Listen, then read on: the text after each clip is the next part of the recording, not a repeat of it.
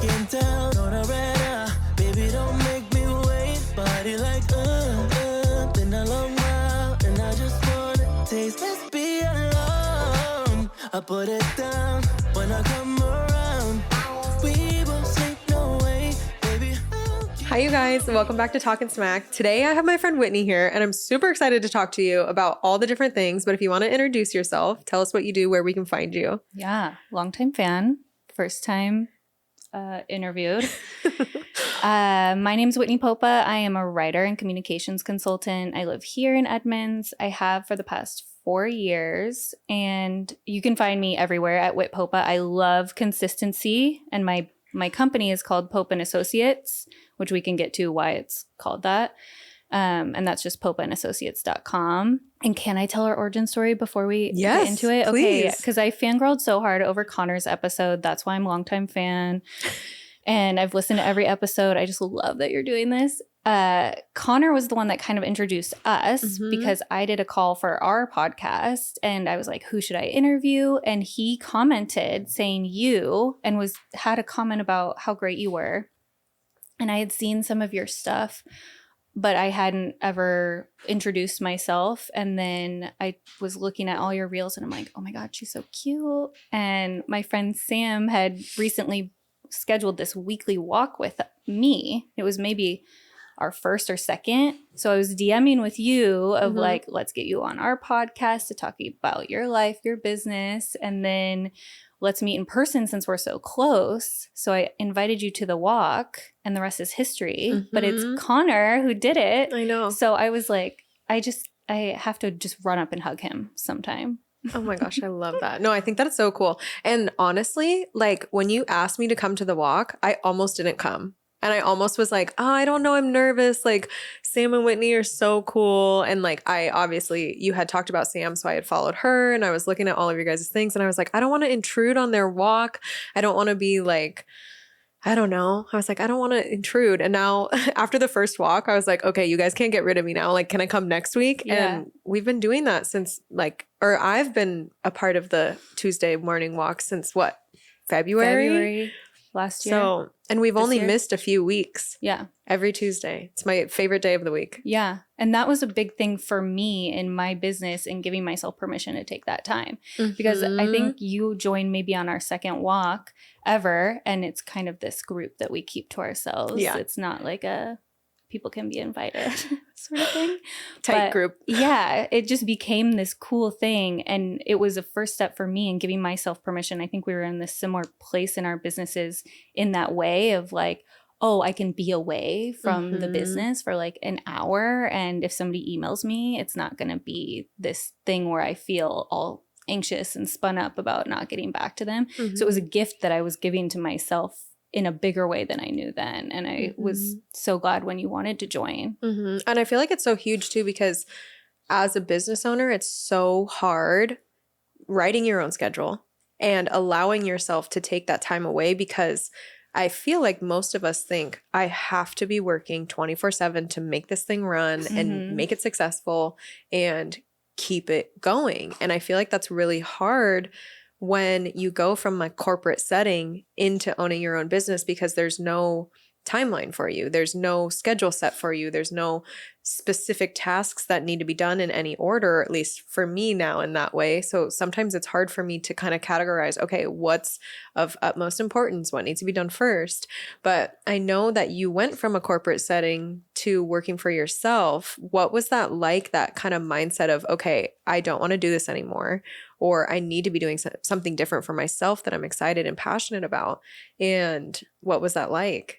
Yeah. So I'm a shitty ass boss to myself. Like that's just facts. And I have a few people who support me now. And I'm like, oh, wow, I'm so great with them. And I don't like micromanage at all because I hate being micromanaged. And then here I am like having to convince myself to take a day off, which when I was in all my corporate jobs, I'm going to swear a little bit. Is it cool if I swear?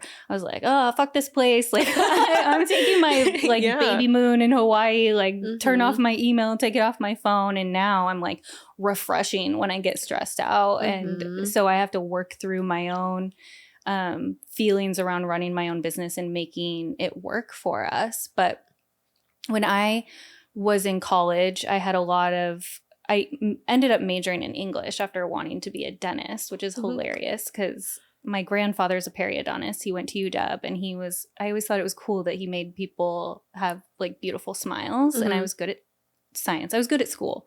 So I was like, maybe I'll be a dentist. And then I hated Chem 101.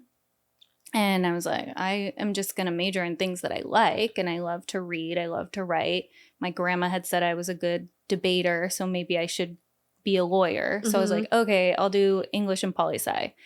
By the time I graduated college, it was 2008, which was like one of the worst possible times to graduate college. And I'd had this family in my ear my whole life saying, get a real job, like, you know, go down this path. And I'd always been smart and done the things that you do. And so I went out and tried to get a job.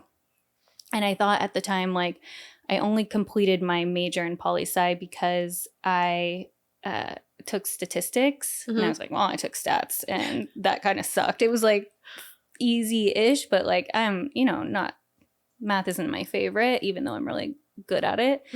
So I was like, oh, I took stats. Let me just finish this poli-sci degree, but I want to do English and be a writer. I want to sit and watch people walk around in my sweatpants, and I want to write about them. That was like my original goal. And I didn't think that was very realistic, even though I do now. So I said, okay, Seattle Magazine, that's my Harvard. I'm going to go into Seattle. They don't pay these internships, first of all. I think they do now. But I went and got an internship at Seattle Magazine for free and moved to Seattle. I was living in Idaho. That's where my family's from.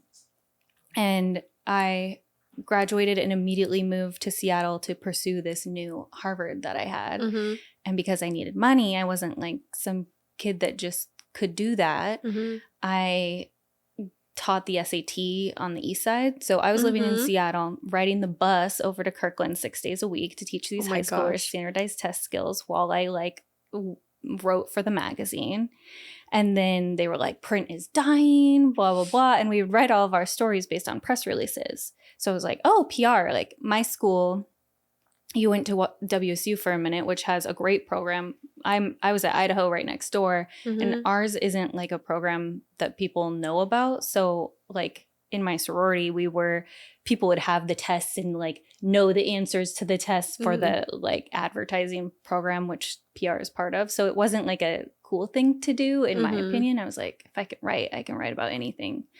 So I didn't even know that PR was a thing at the time. And then when we got all these press releases, I was like, oh, the story starts there. So I was like, now I'll be in PR, and it'll be like Devil Wears Prada, but PR, and I'll have this corner office, and I'll like be so cool and rise to the top of the ranks. So my first like sexy job in PR was working for Xbox, and that's where I was for 4 years. In that time, 2 things happened. I was sitting at my cubicle one day, and I feel like I got this download, like I'm very spiritual woo, whatever you want to call it.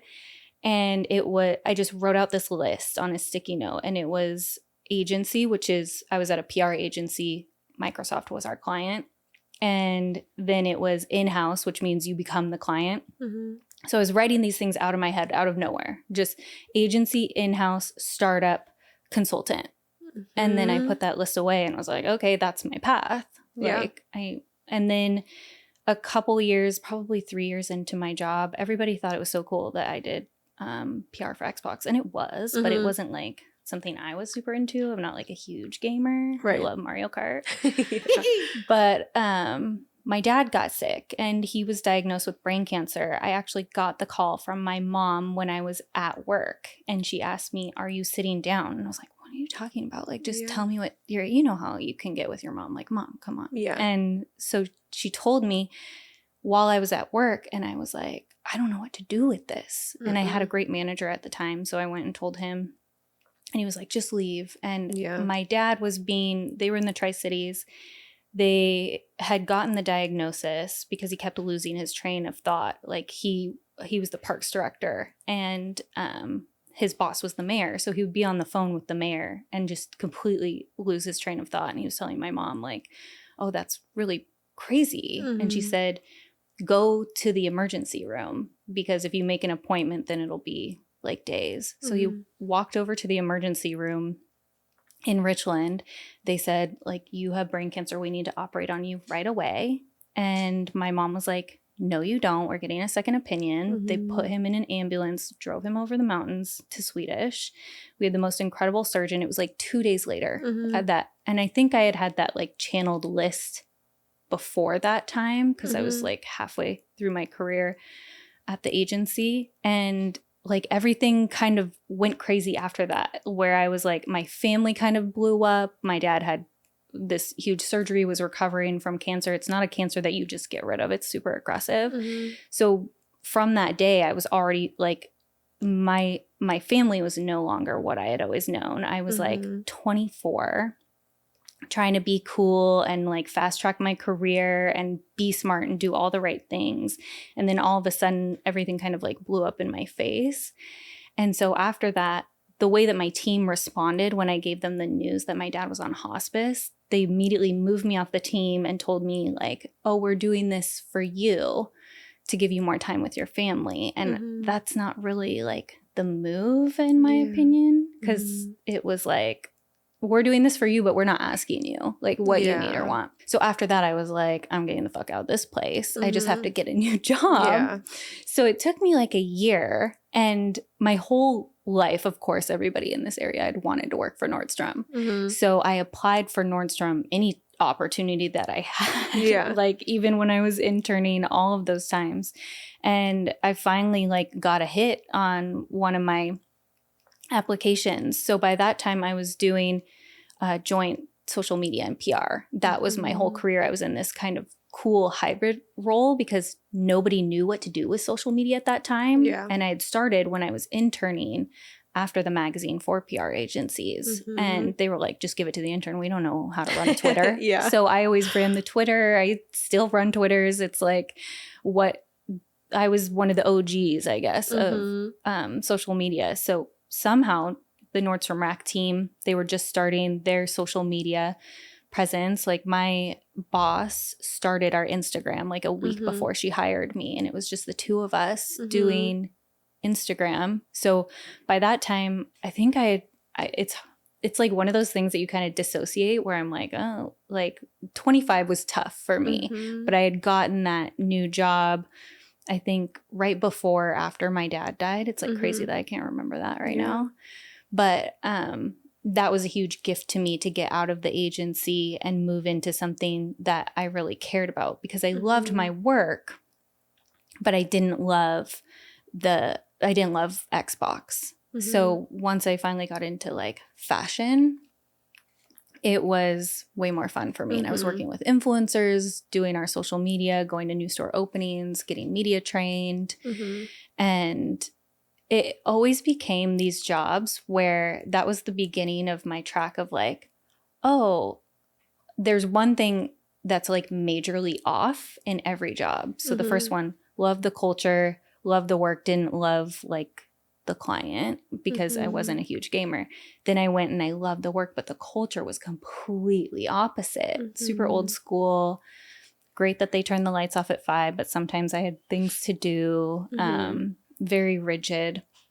I couldn't move quickly. Like you and I were both Mhm. human design manifesting generators 2-4. We got to move Mhm. quickly, Yeah. be efficient, get out there, get it done, and move on. And that's Mhm. not really what you can do in like a big, it's like turning the Titanic, big ship Mhm. like Nordstrom. So I lasted there about 2 years, and then the startup came. My manager, who was Mhm. actually sitting with me when I got the news about my dad, he recruited me into a cooking startup in Pike Place Mhm. Market. And so I went over to Pike Place Market to work at this startup. It was incredible. It was like Mhm. Disneyland. They had funding from this big fancy investor who was a video game guy, and they could do whatever they want. They were Mhm. creating content videos all day, every day. I was media trained from Nordstrom, which, to go back to that, was like so fun and sexy while I was doing it. Like we Mhm. were flying all over the country. We were That's so opening cool. stores. We were playing with influencers. We were taking them out to dinner. We were running these awesome programs that got us huge followings on social media. It was like the time to be at Nordstrom, it felt like. And then when I was at the startup, that was also this like cool Disneyland too, where everybody was super in their own zone of genius. Like we had 2 video editors who were just incredible, and that's all they did. Like I was the social media manager and influencer manager, and then our photographers, our chefs, everybody was so inspirational. And then they laid me off like 10 months into it. Oh my gosh. Which they do at startups, Yeah. but as startups are, it was emotional, it was messy, it was crazy. I got into my Uber after I got laid off, and I was bawling my face off because I wasn't expecting it. Like imagine, it's like one of those movie things. I'm standing in Pike Place Market, bawling, getting like waiting for my Uber. I get in and he's like, oh, it's going to be okay. Like I have my like whatever it is, his W-2 from driving Uber. He's like, I make like 6 figures doing this. He handed it back to me. And I was like, oh, well, you know, there's always Uber, right? Just carries around his W-2 with him. Yeah. He's recruiting people to Uber. Yeah. It was like March or something. But yeah, I didn't expect to be, even though there were like looking back a ton of signs, I didn't expect to be laid off. My husband and I had gotten married maybe the year before. It was like the job I used to change my name because I had to be forced into like, what name do you want to put here? So it was like one of those transition times in my life. And then I got like huge scarcity mindset and was like, it was amazing to see how much ego I had wrapped into work and how I define my worth through work and always being a performer, always productive. Always getting the good, cool, sexy jobs. And when I was early on in my career in Seattle too, everything was like so tech that for me to have these more like business to consumer cool, like even Xbox was more of a consumer thing. So it was rare, all the jobs that I was getting, and they made me feel really good. And I kept getting more money every time I got a new job. So it was just, I felt like I was on this trajectory, and then it was like, and I was smacked down to earth. And for those 6 months that I was on unemployment, I mean, I had to go to the stupid, like, write your resume class at the community college. I was like, I write things. You're like, I English am degree. a writer. Yeah, this is what I do. And you're like critiquing my resume. I would get like my hackles all up when she emailed me her feedback. I was like, I don't need help here. You're like, I can help everyone in this class. What are you talking about? But it took me 6 months to get like another job. And in that time, I had all these crazy interviews. I was like trying to decide if I was depressed about it or not. I was like working on getting pregnant. So I would walk and down the street and get acupuncture treatments and try to like chill out, but I was never chill. No.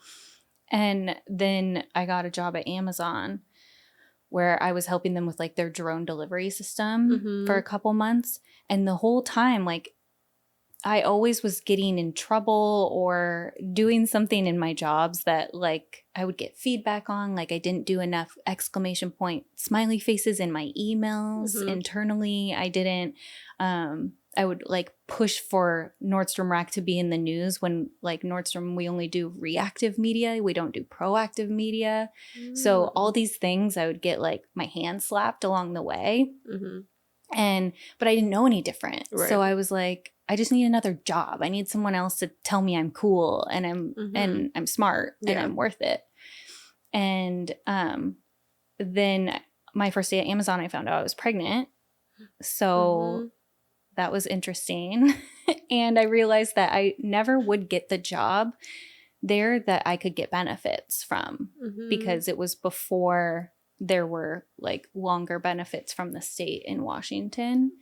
So then I had more decisions to make of like, what do I want to do with my life? Like, what do I want my kids to see? And that's where the seed was kind of planted for me. But I also still wanted a job. Right. So I went to Jean Juarez during that time thinking like, oh, well, my Amazon job was a contract job. This will be something that's more long term. And maybe they'll like be nice to me and give me benefits. And that was not the case. I was like, when I worked until the day I gave birth, I had to like reveal myself to HR at one point because I was hiding my pregnancy, and my boss told me like, you need to go reveal yourself. That's how she told me. Well, my belly like was a getting, magic trick. yeah, my belly was getting too big to hide. But yeah, her terminology, and granted, like she's from Quebec, so I kind of forgave, like maybe it's a language thing. I don't know.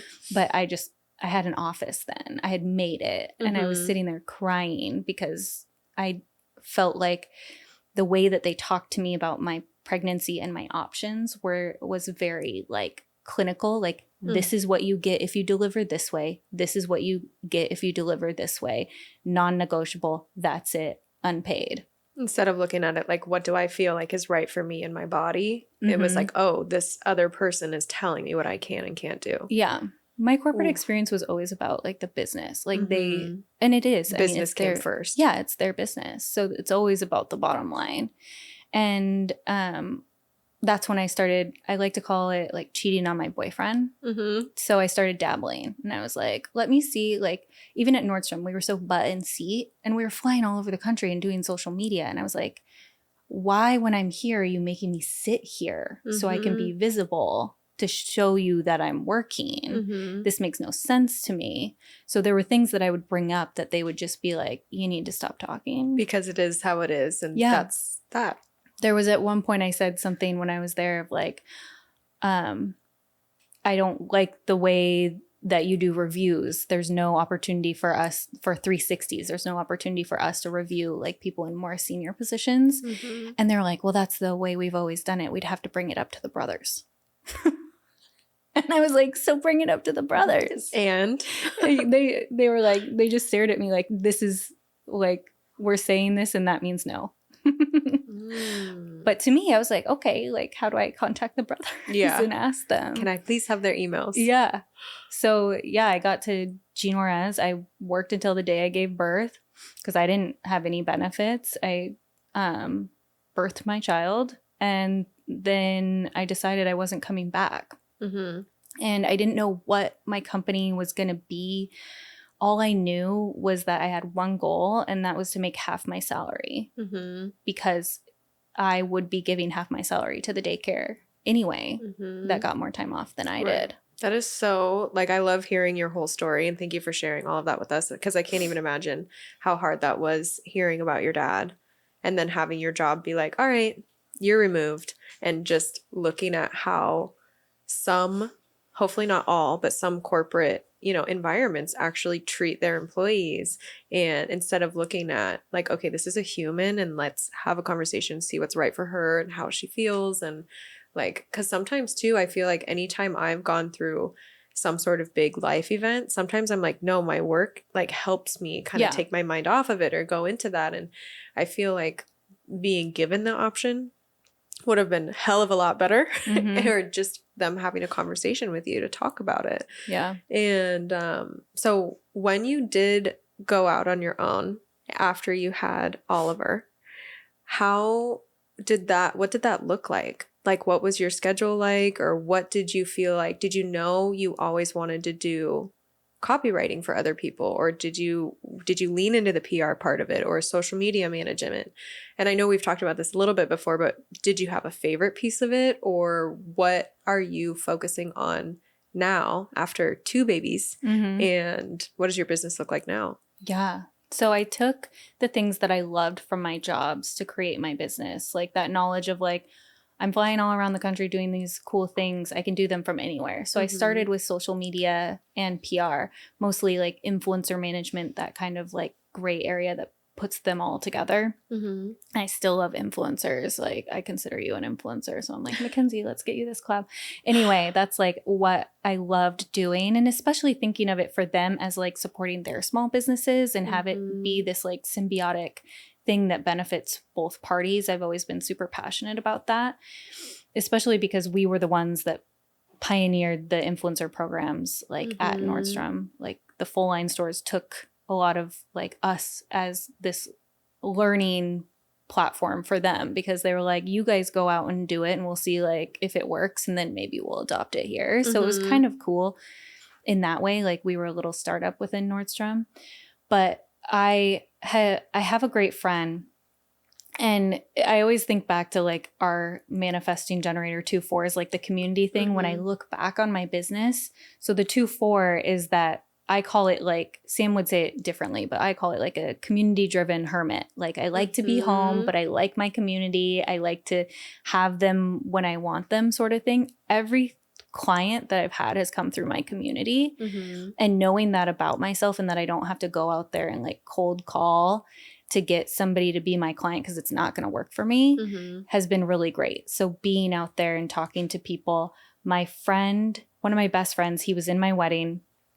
His boyfriend at the time was working at Sur La Table, and I think we met briefly at my birthday party. I had a 30 going on 13 birthday party.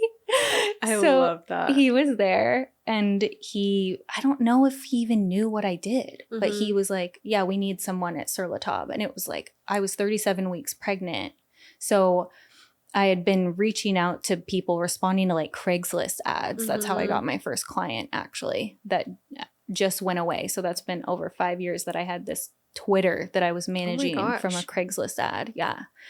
And then he came in and was like, hey, we need help at Sur La Table. So I actually was talking to them before I gave birth, which is what gave me like, it made me brave enough to be like, no, I'm not coming back. And they had said, you cannot work from home. Like, this is not the type of place where you could. And to be fair, it's not really. But then they tried to let me after I was like, well, I quit. Yeah. I brought the baby in. I was like, hey, everyone, this is my baby. And my boss was like, oh, you look so much skinnier. It's like, yeah, no shit, right? Oh. And then I was like, by the way, I quit. Or I'm not going By the back. way, I'm out. Yeah. And then I had to, with Sur La Table, they were asking me, like, you have to have an LLC. And I said, I don't know what to name it. And you can go on the website and I think I can't even remember what I wanted to name myself first, but I typed it in, it was taken. And they had a couple suggestions. So I was like, oh, Popa and Associates, I'll just take that. And then my business was born. My son, they were pretty slow to onboard me at Sur La Table. So my son was like 3 months old when it was July of 2017 that I officially started. And then I had this one big client and one small client. So I felt like I was a business. I had 2 clients. And then I was in a couple of Facebook groups where, again, I responded to things. Part of our strategy is responding to opportunities from our community, however they present, if we're interested, of course. And so responding to one of those ads was a girl who was becoming a hypnotist. She had been like the go-to small business social media person in Seattle. And she was like, I need someone to refer new inquiries to. So then I had 3 clients, and it just kind of went like that. And I maybe announced it somewhere, and I was really impressed and surprised how many people came out of the woodwork to be like, oh, I want to bring you clients. And I'd never thought about that. So for the first 2 years, I didn't have to think about or market my business at all. And then I got pregnant with our daughter. Sur La Table was getting to a point, I find that like for social media, at least previously, we would build these accounts to get multiple hundreds of thousands, usually around 200,000 followers. And then it would get to be too much, like too much ego, too many people wanting to have input into what we were doing. So then I would bow out around that point. And that's where we were at with Sur La Table.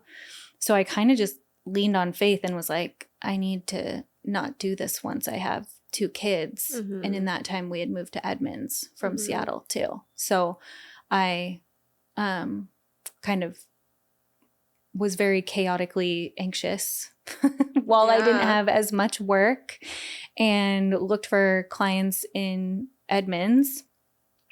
And I found Workhorse, which is a co-working space here. We opened March of 2020, which was terrible. Oh my gosh. But in that time too, that's when I was like, I'm getting kind of burnt out from social media. And I've always wanted to be a writer, like that little girl who wrote, like, I just want to sit on a bench in my sweatpants and write about people. Yeah. I still want to be that. Yeah. So along that time, 2020 is when I started like kind of going on more of like really owning my the way that I define higher powers and spirituality and all of that. Mm-hmm. And that's when I kind of leaned into like, no, you want to write long form. So do that. And I just decided. It really can be that simple to just decide. Like even for you, you're like, I'm going to start this business. Nobody's telling you or giving you permission to be Mackenzie, the lash artist, Mackenzie, the entrepreneur. You have to decide. And once I told myself like, there's no reason you can't do what you love doing and actually be a writer. Then I just said, I'm a writer now. And Done. I have, yeah, Easy. it was really that easy. And then people were like, oh, I need that. And part of it for me too was that it was so easy. We've been so like trained to believe that work has to be hard. And I was like, oh, people will pay me to do this thing that I already know I love doing, but have like half leaned into and half resisted based on other people's opinions and advice, that I was like, oh shit, I'm just gonna try that. Like, why don't I just try what I want to do now? So that's kind of how my business has evolved over time too, of like how, I mean, with the kids, there's always things to manage around that, of course. But as far as what I want to do and how I want to spend my time, I spend way too much time on my business, to answer your question. Because it's just, my brain is always moving. My brain is always like, what's next? What do you want to do? Ooh, how do you like find another like very vibey spiritual client or whatever? And then I just make these decisions and then I just don't look back. Yeah. Do you feel like it's always been easy for you to make decisions in that way? Or do you feel like a series of events or like, you know, all these different things within the corporate world got you to a point of being like, okay, you know what? I have anyone telling me what I can and can't do. Yeah. Like I get to decide now and it's fun and I get to decide. I get to do the sexy things that I want to do instead of feeling stuck in like the social media management and that like those other roles that weren't lighting you up anymore. And I think it comes back down to the manifesting generator. And I don't even know if it's a 2-4. I've not done as much research as you have. And we're actually going to have Sam on next month. But so I'm really excited to talk to her more about it. But, you know, finding the things that light us up, because if we're doing the things that don't light us up, it's miserable. And I don't want to do those tasks and I avoid them. And then things go undone. Yep. I always defined success through other people choosing me. And then I finally decided to choose myself. And that became a more like intentional decision this past year, even this past month. But before that, that's just how I define success. Like you get the job, you climb the ladder. But then I hated having a fucking boss. Yeah.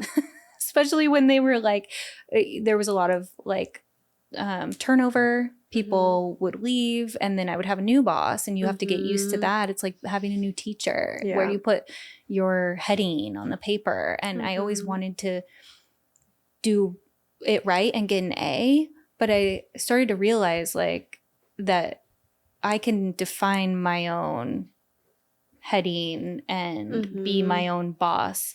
And I hadn't seen many other people do that. Right. I felt kind of like I'd gotten all these kicks in the pants by the universe along the way. Like my dad, like getting sick and then dying, getting laid off, all these things that were like, are you ready now? Are you ready now? And I wasn't taking them until like, I always tell people like when I started my business, I did it for myself, but my son definitely kicked me in the uterus in the way of like saying, what do I want to be for them? What do I want them to see?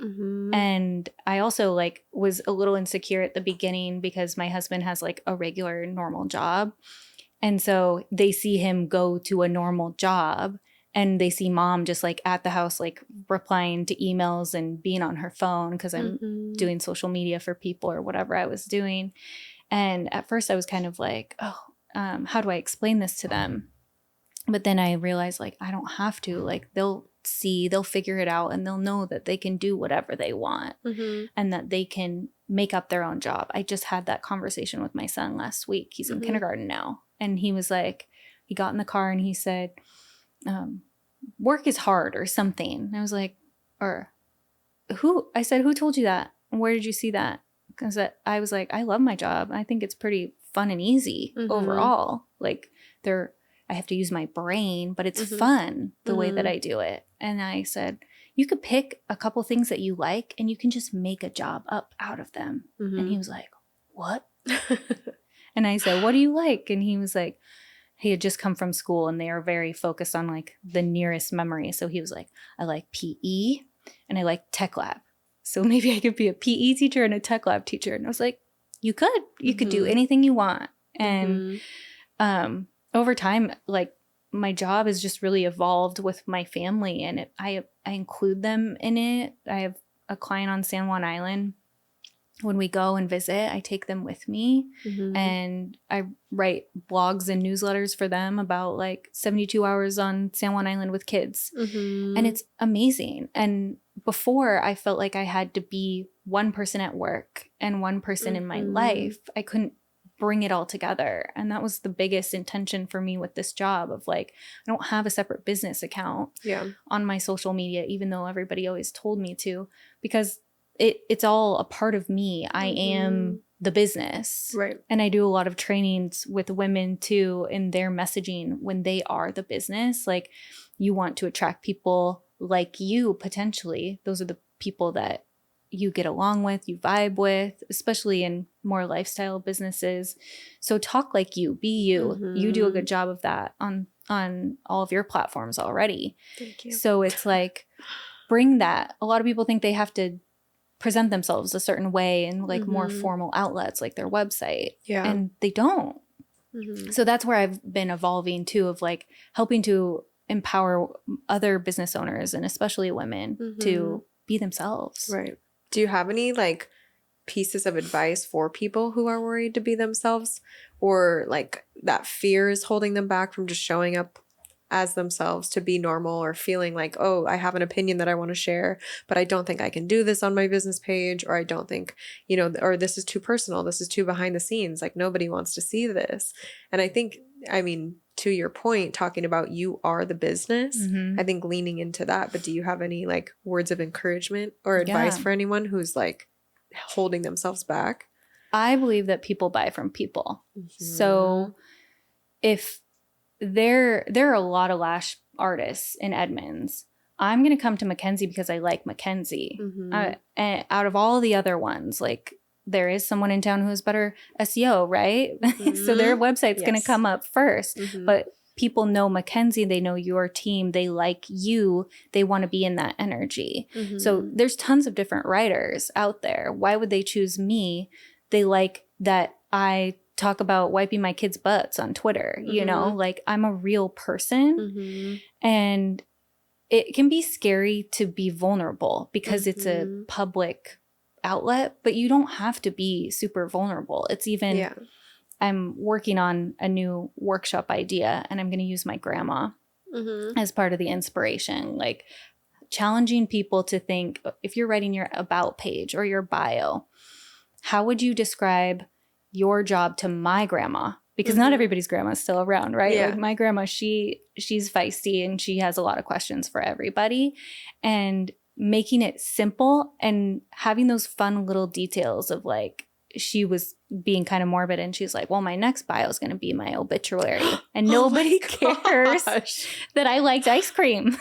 And I was like, Grandma, I think they do care that you liked mint chocolate chip ice cream. So it doesn't have to be super vulnerable. Even for my grandma, somebody reading the obituaries is going to see like, she was cool because she liked the same ice cream as me. Oh my gosh. Did you know that my dad reads the obituaries?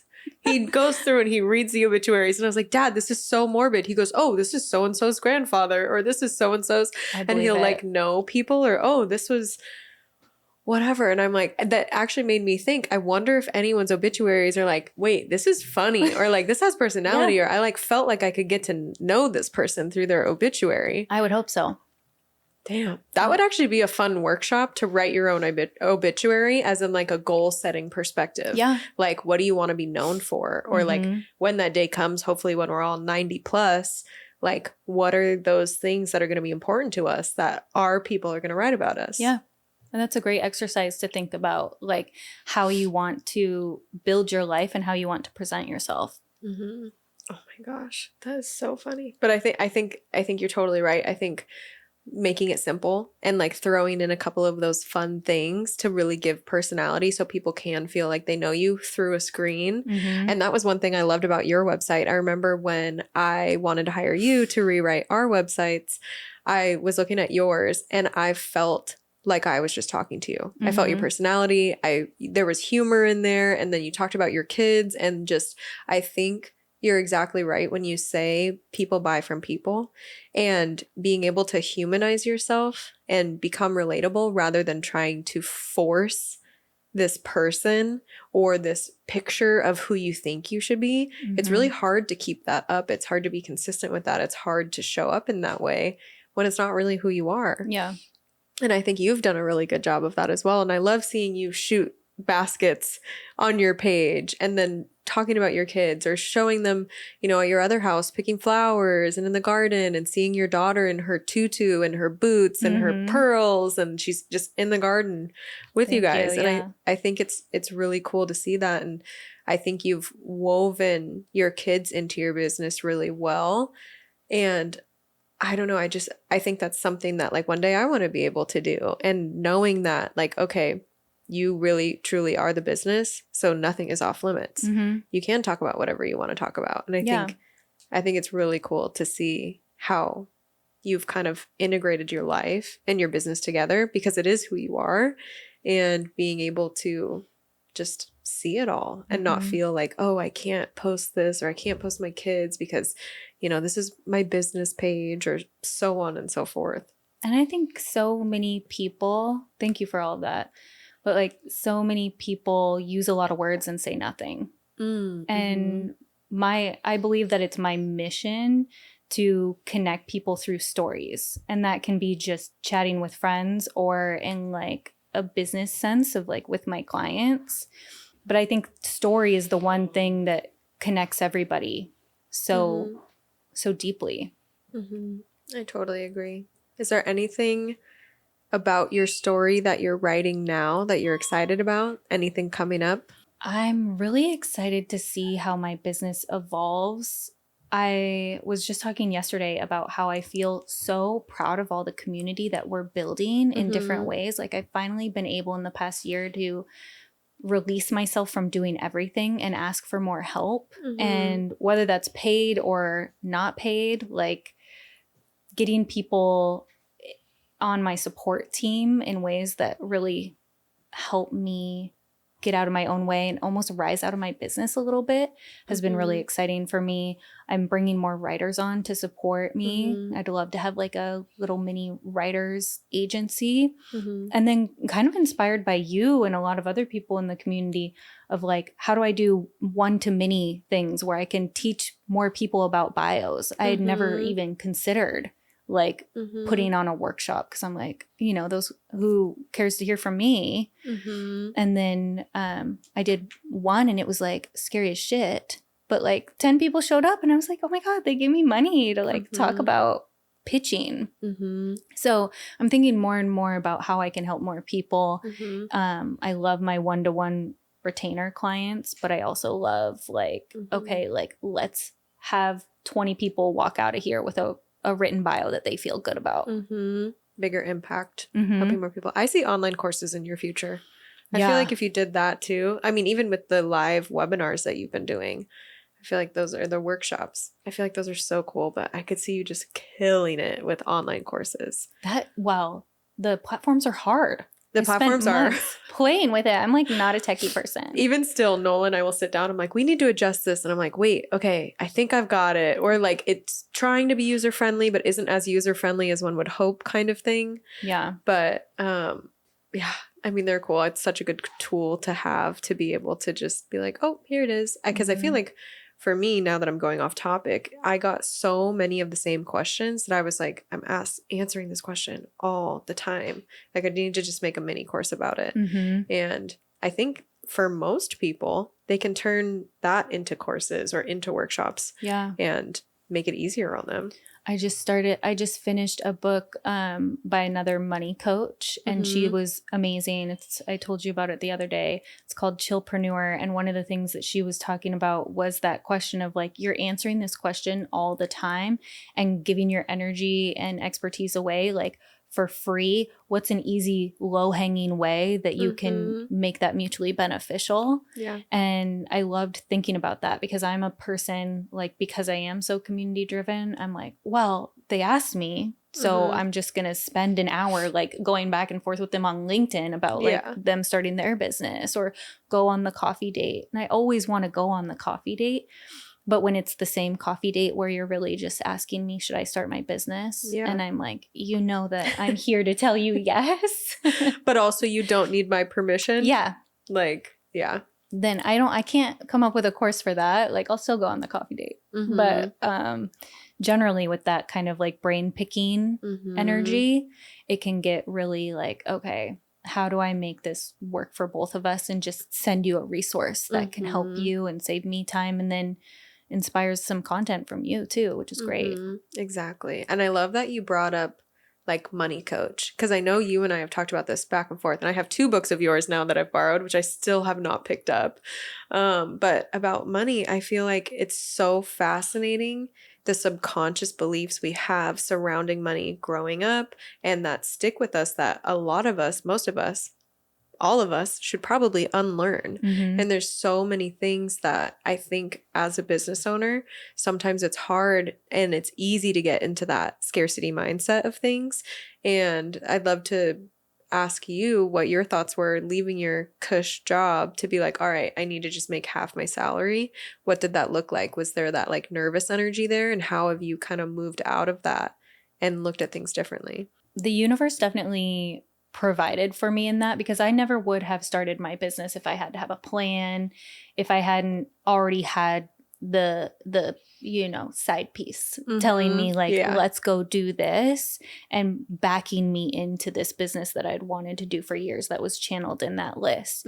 So for me at the time, I was only making like $75,000. So and maybe that's a lot to people, it's all relative, but at the time making half of that didn't feel insurmountable. Like I ran a few numbers and was like, if I make just a few $1,000s per month, then I can easily do that and hang out with my child. Thankfully for me, and I want to be clear, like my first baby was so chill and easy that if he weren't that way, I wouldn't have been able to start my business. I know a lot of people have harder babies and more difficult time. Everybody's different, but he just would sit in the swing forever. I breastfed, so he'd sit on the boob while I was on calls. Like it was easy because he made it that way, and I decided that making at the time I was like, okay, 35,000.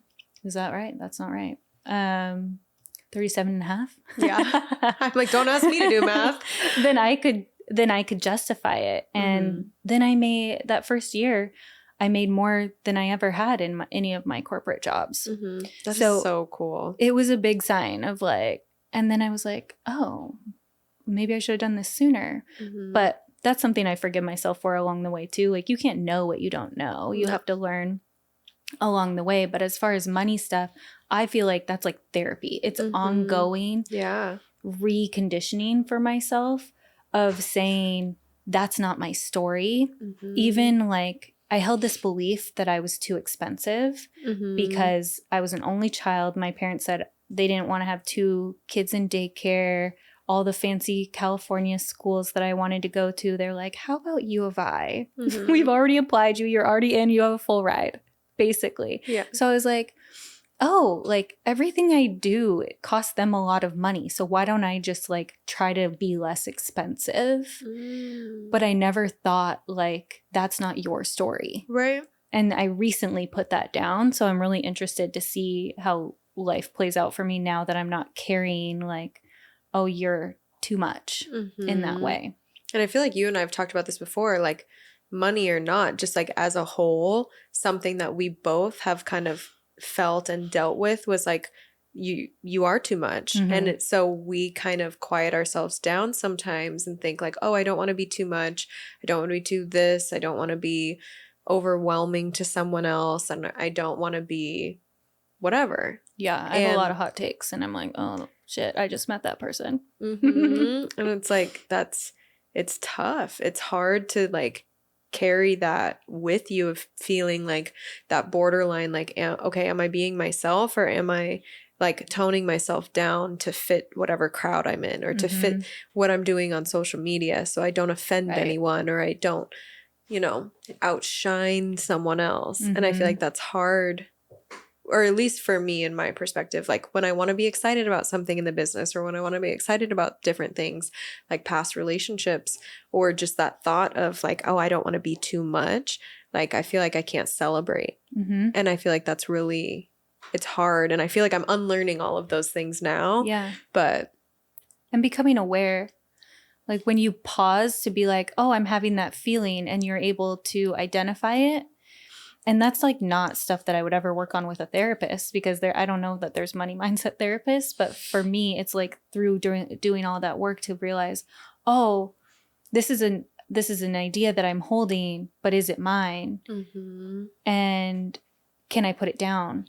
And that's been a huge release for me with all the too muchness, especially with money. What about you and your money mindset? I can tell it's changed a lot. It's changed a lot. I feel like so I read the Amanda Frances Rich as Fuck book, and I feel like after that and actually doing the journal prompts, I started to realize all the subconscious beliefs that I had around money of like, okay, there's never going to be enough. I have to work super hard to make money. I have to like basically run myself into the ground to make what I want to be making. I feel like it just started to change over time for me to release that I have to work all the time to make money. And I still to this day have to kind of unlearn that a little bit. But I know that it's possible to create a business where I'm only working a handful of hours a week, and it's sustainable and running on its own, and I'm allowed to make boatloads of money. Yeah. And I think that was another thing for me, is I felt guilty and I felt shameful for wanting to make a lot of money. And I think one of the prompts in the book said something like, me making a lot of money, what does that do for other people? Right. That's how women have to think about it. And so I started to look at it differently, like, oh, I can pay people more. I can create more opportunity for other people. I can give back. I can donate more. I can do so many other good things that, like, it's okay for me to have money. Yeah. And it was a huge unlock for me reading that and hearing multiple people, like all of these money coaches reaffirm that of like, you're doing good for the world by making lots of money. Because I actually had this moment where when my dad died, my mom remarried a few years later to a guy that she met on a work trip soon after my dad had died. And he's very affluent. And she had told my grandma, they were walking around the cemetery, and my grandma, they live in a very small town in Eastern Washington. And my grandma was like, what's going to happen to all of us, basically? And my mom was like, even if I run off and marry a California millionaire, I'll still be buried in Waterville. And then she met and married a California millionaire. He oh my gosh. owned a couple bus companies, and he had a finance company for the bus companies, and he was very smart with his money. And he had this property in California where they built a wine cave into the hill, and it was this epic, That's beautiful so cool. thing. Last year, they were having a birthday party for my mom in there. And I flew down. It was like my first flight, like during COVID. And I was like, oh, it feels so weird to like be in the world. But she was turning 65. I was the only one who really knew her, and I had to be there because it was all their California friends. I was sitting across from this, like, I'm sorry, George, if you're watching, like this fat, like over tan white man who was making the most like insane comments right across from me. I could feel in my body like that I wanted to flee from there so bad, or like punch him in the face. And it was like right before I met you or right after, and was doing some of the Amanda stuff. And I was like, I want to be a rich fat white man, but not actually those things, but not just the rich part. Yeah. so that my money can fight with yours. Because I know what you're donating your money to, and I want to put my money in the opposite direction and more, so that it's like overflowing in all these like beautiful ways that support people being people, or however I'm going to allocate it. I don't know. But at that moment, I was like, oh shit, I want my money to be like bigger than his, because right now he has more power than I do. And that's not cool, because he sucks. Yeah. Fuck that guy. Yeah.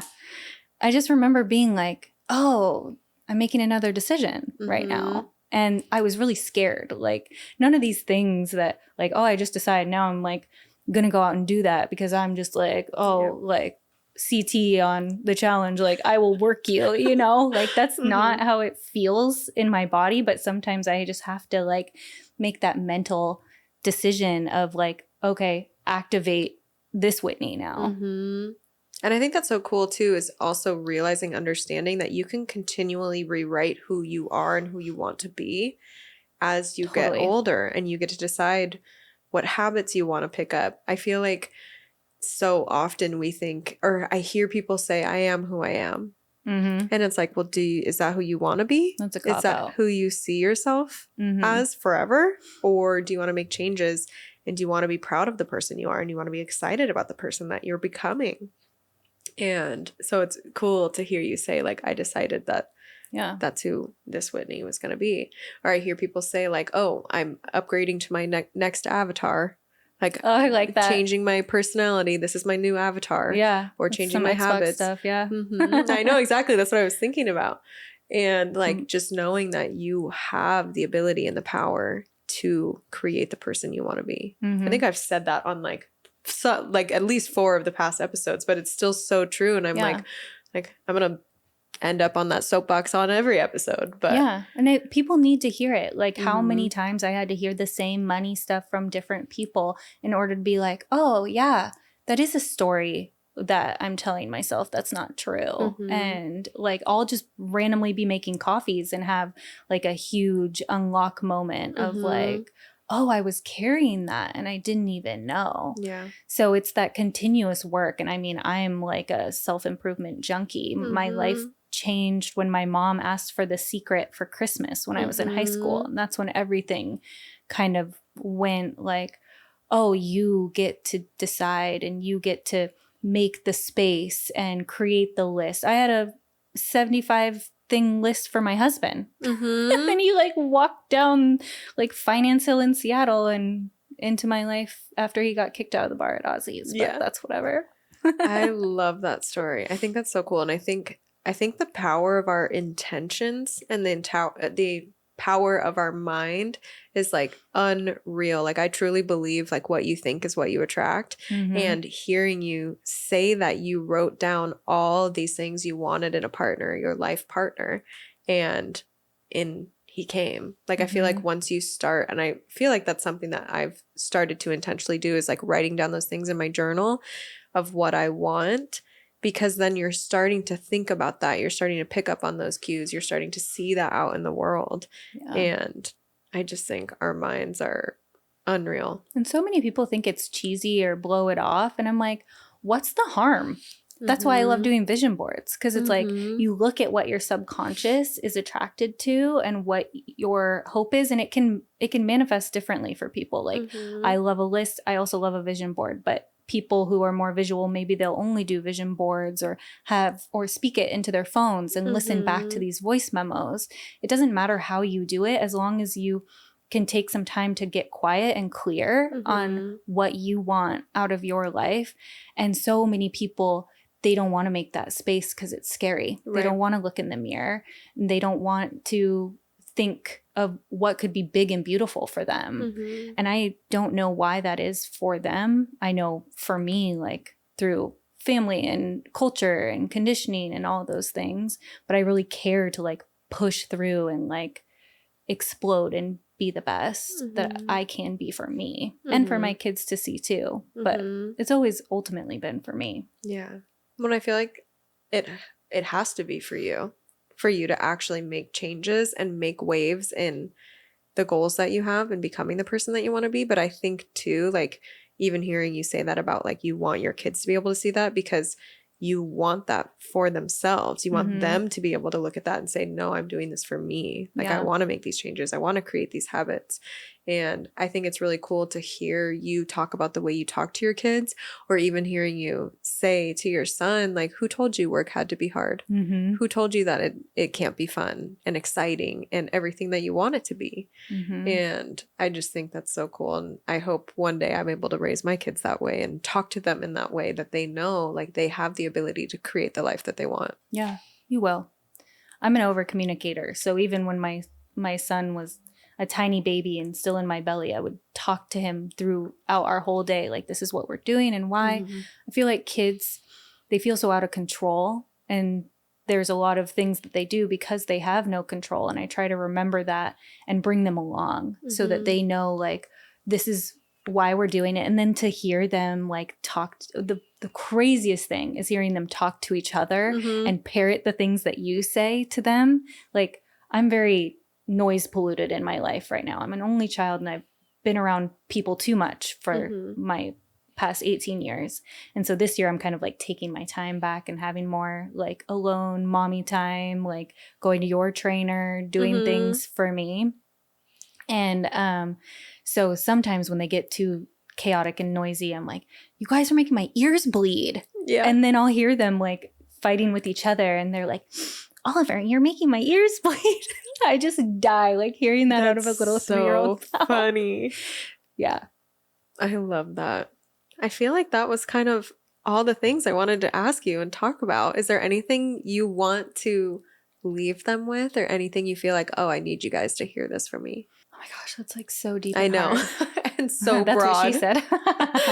I just want to really reinforce something that I've been learning, of like going down these paths of like getting closer to your true self, like Mhm. all the time.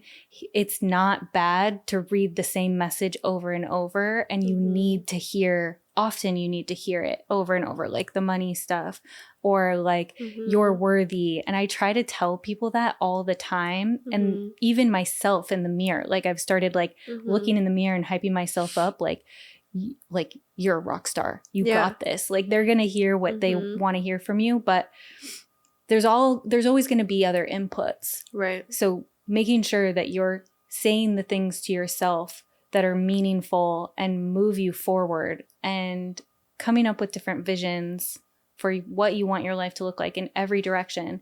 It's never a bad thing. Like, Mhm. what could be bad about having goals and writing them Mhm. down and talking about them to the right people? Mhm. And that's something that I've really learned too, is like, find your tribe, know where you're safe to share Mhm. some of your dreams and goals. Because telling my uncle that I want to just work for myself, he's like, you mean like on the lines in the cloud? Like, why would you do that? Like, Mhm. so there's a lot of like discernment that goes into like being your best self. Mhm. And at the end of the day, like, you know best, and it's all right here. So Mhm. yeah, I just want to reinforce all of your messages, Mhm. because having you as a person that reinforces that in my life, like, you are who you chill with, Mhm. it's taking all of us to the next level, I Mhm. think. Absolutely. I couldn't agree more. And especially here, like, I want to echo you saying, like, it's okay to hear the same thing every day or need that same message.